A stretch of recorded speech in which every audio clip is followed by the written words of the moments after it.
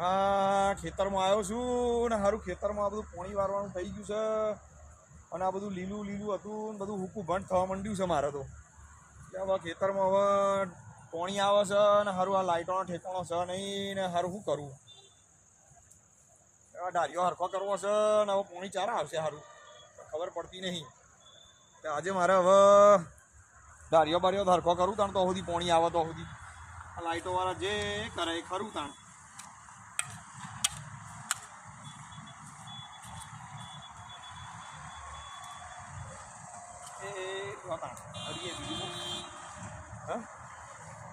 પછી મારે પોણી વાળાનો